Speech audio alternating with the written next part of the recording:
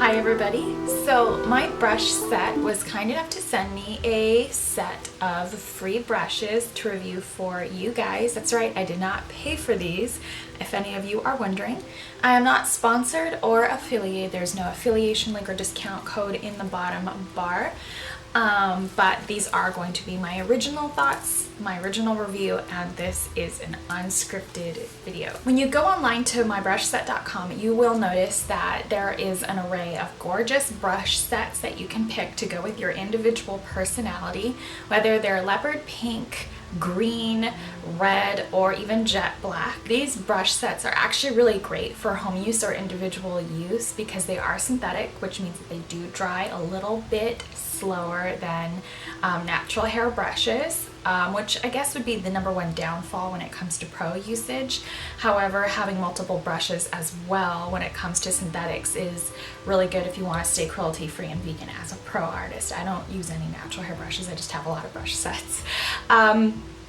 But what's really nice about these is that especially if you're on a job, makeup artist job, and you want to pick a particular color to sort of personalize, trend, stylize your particular kit, home use kit, your area of the bathroom, bedroom, whatever, my brush set allows you to do that. Now, what's really nice about my brush set is it's extremely affordable. So if you are a teenager on a budget, a college student on a budget, a woman on a budget, and most of your money goes to your kids, your family, things other than makeup, my brush set kind of allows you to help budget yourself. These brushes are extremely nice for what it's worth, $19.99 for a huge brush set.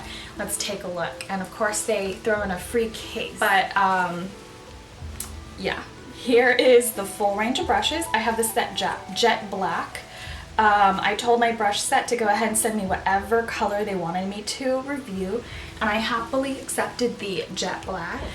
So the first brush that you have in this kit is this large, big fantail brush. Now don't laugh, the names on these brushes are really straight to the point, but what I like about this is this actually allows for some beginner-friendly using. If you're new to brush sets, this brush kit in all its glory is going to be super overwhelming for you. So it's all kind of mapped out, so you know exactly what the brush kind of entails. So that's what I mean by this is such a good beginner kit. This will kind of allow the makeup lover in you to flourish and help build your kit. This comes with a brush guard, as most really large brushes do. You can really use a fantail for anything. You can use it for finishing powder, to dust off any makeup that may have fallen on your bare skin. You could use it to move bronzer or illuminator around the décolleté area. It's the powder brush, and it is a really, really nice setting powder brush. It's pretty dense, but it's also a little fluffy. You could see that. And it's actually got a fairly nice synthetic fiber. It doesn't have like a crummy, plasticky, waxy feel to it. The ferrule is pinched in, so it is going to hold your bristles. Sometimes when I see synthetic brushes that don't have the ferrule pinched in, you know that they're going to fall apart. This would be a good example of a brush that easily falls apart. This has a little bit more of a safety cushion. Brush in here is the contour brush, and of course you know what you're going to do with that. You can contour and highlight and even apply your blush. The angled on here makes it extremely easy to do so. The next brush in this kit is the blush brush.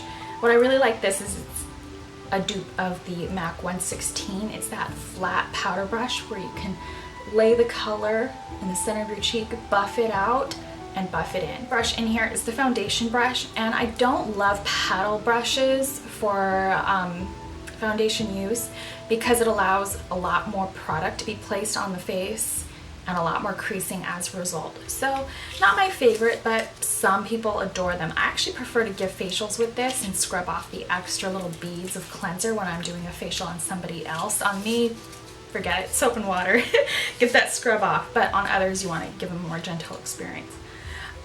The next brush in here is the eyeshadow brush, and it's just your typical powder brush. What I like about this is that it's got a rounded tip, so you can go around your socket real evenly. What I dislike about it is the length of the it. I think it's a little too long, but you can control the pigment. You don't need to use the whole length of it. The next brush in here is kind of in lieu of a fluffy blending brush, and it's a medium angled brush. These are typically advised for the majority of beginners to use an angled brush.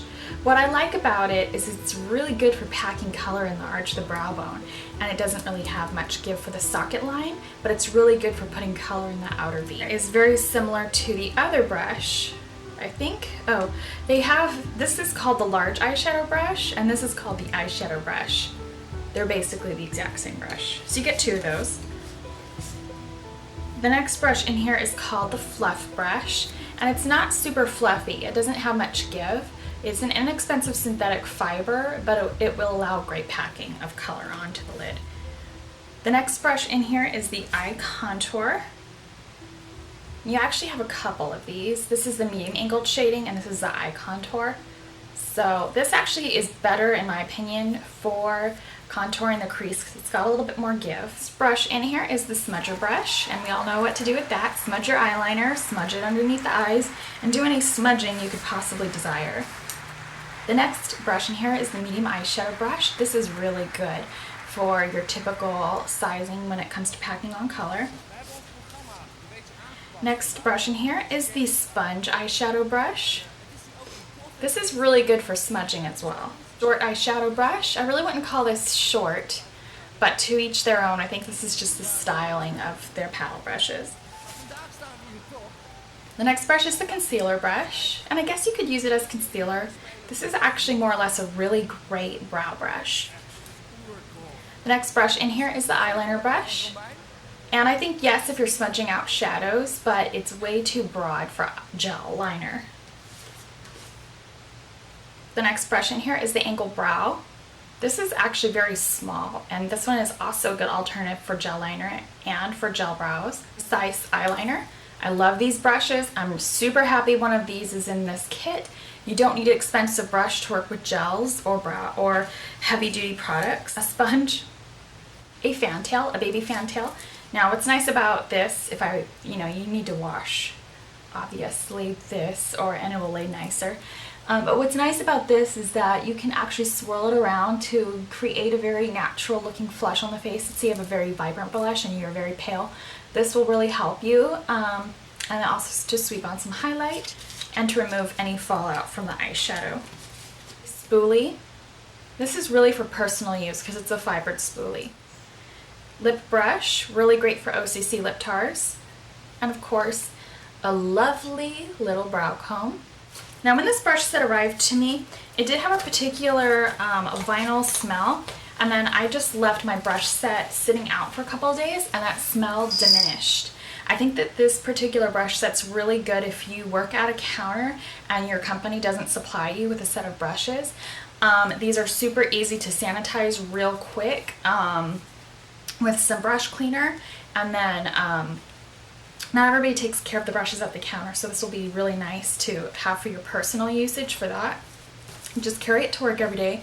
Also really nice for a starting makeup artist, enthusiast, and you could just have some fun with it. And also if you are even an advanced artist and you're looking to add like a little bit of variety in shapes, some extras to your kit, this is kind of a nice way to play around.